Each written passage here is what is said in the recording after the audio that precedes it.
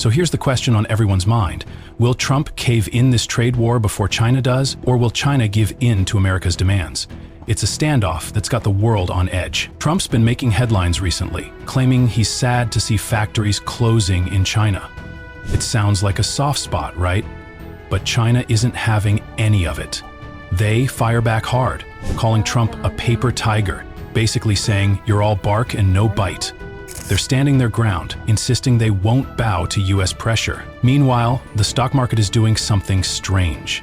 It's acting like the trade war is already over. Investors are suddenly calm, almost as if tensions never even existed. In April, right after Trump announced those tariffs, the global markets took a big dive. The fear was real and the sell-off was intense. But here's the kicker. Just a month later, stocks bounced right back up, as though nothing ever happened. It's almost like the trade war came, scared everyone for a minute, and then disappeared. But did it really? Or is there more to this drama than meets the eye?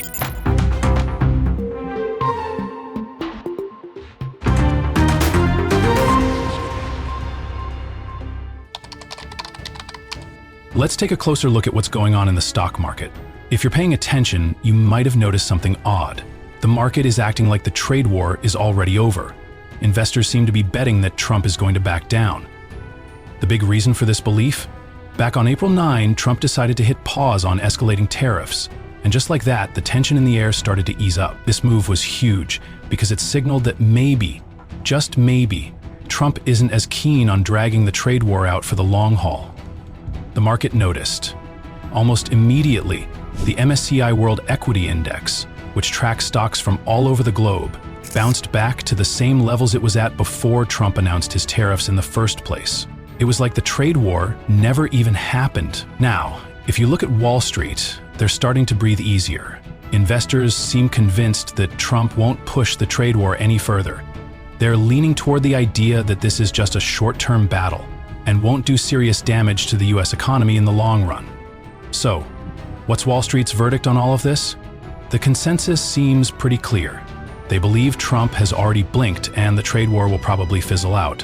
In their eyes, it's less of a war and more of a show, a lot of drama with little real substance. For most investors, it seems the belief is that this trade war won't escalate to the point where either the US or China's economy will get hit too hard. But here's the thing. Are they right? Are they missing something? Or is this really just a short-term squabble? That's the question everyone's watching closely. Let's take a step back and look at the trade war through a different lens. Game theory. It sounds complicated, but stick with me and I'll break it down in a way that makes sense.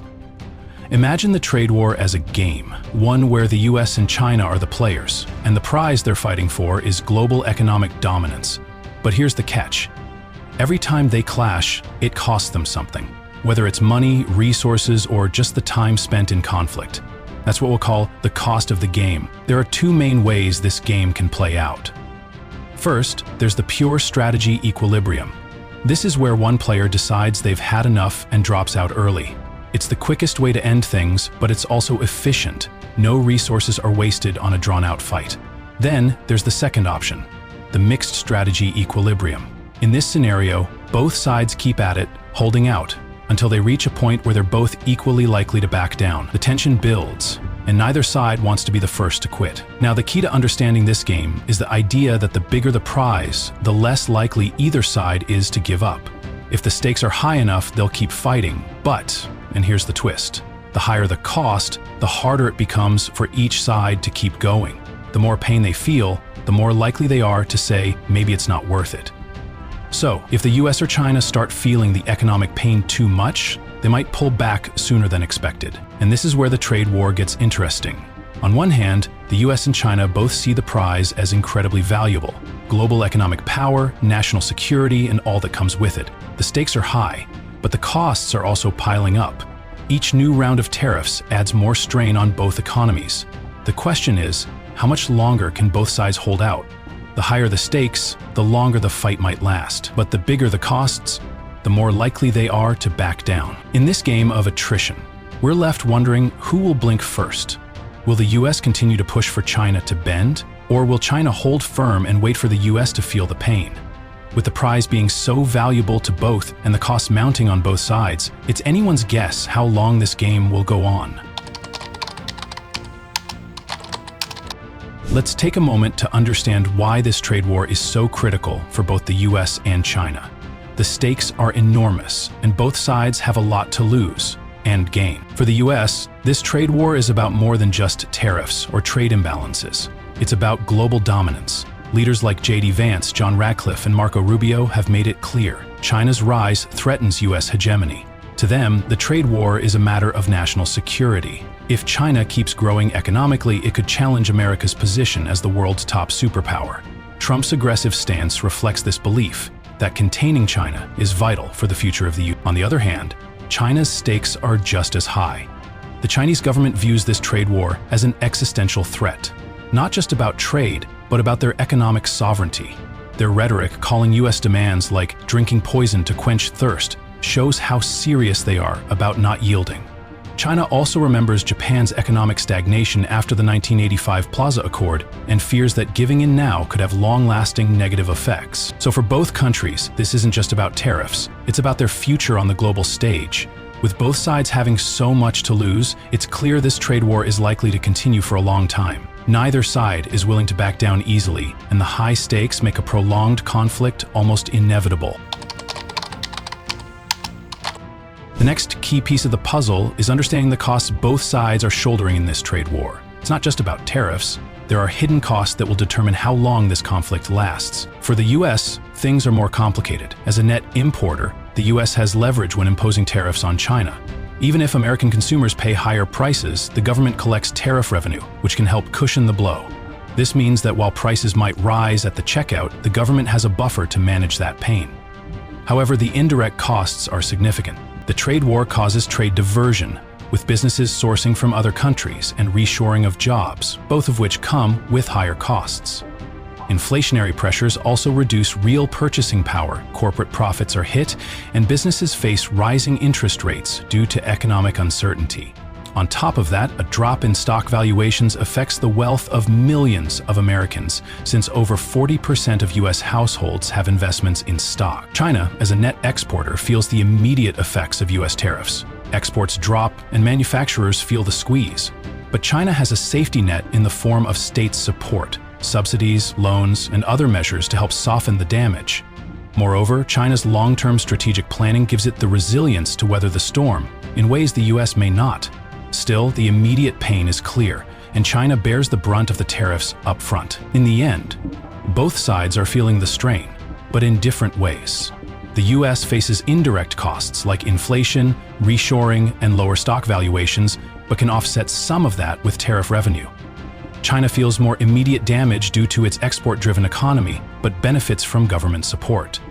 Neither side has a clear advantage in terms of enduring these costs, so this conflict could drag on much longer than many expect. The high costs on both sides make a quick resolution seem unlikely. The trade war is already leaving clear marks on both economies, and the data tells the story. In China, the manufacturing sector is feeling the heat. The PMI, Purchasing Managers Index, dropped to 49 in April, the lowest it's been since December 2023, signaling contraction.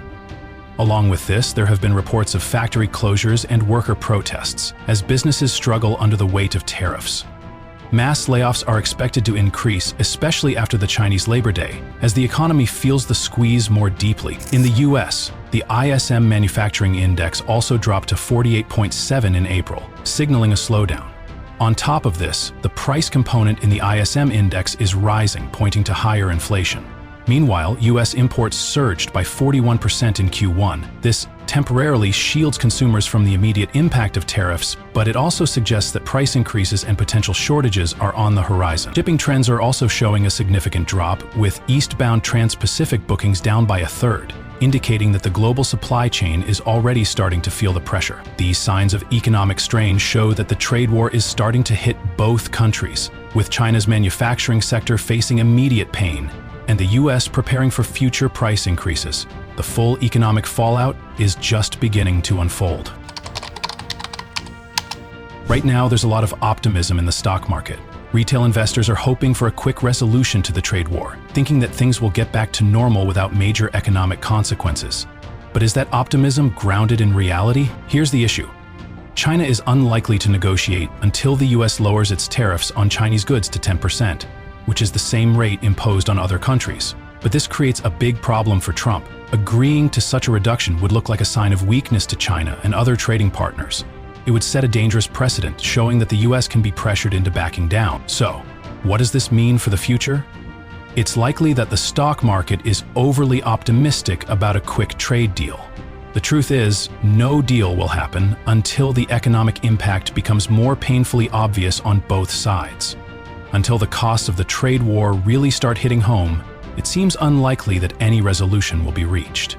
Given the economic pain that's still to come, the market may be overvalued right now. It might be wise to start selling stocks before the market adjusts to the reality of a prolonged trade war. Looking ahead, the trade war is shaping up to be a long and drawn-out conflict. Using game theory, it's clear that both the US and China have high stakes and are already facing significant costs. This makes it less likely that either side will back down easily, meaning the war will probably drag on longer than many expect. The stock market, however, seems overly optimistic about how quickly this will all be resolved. There's a prevailing hope that things will smooth over without major economic pain, but the reality is far messier. As the economic consequences of the trade war become clearer, we can expect market corrections as investors adjust to the new reality. In short, the trade war isn't going away anytime soon, and the stock market might need to face the music sooner rather than later. For investors, now might be the time to prepare for turbulence ahead.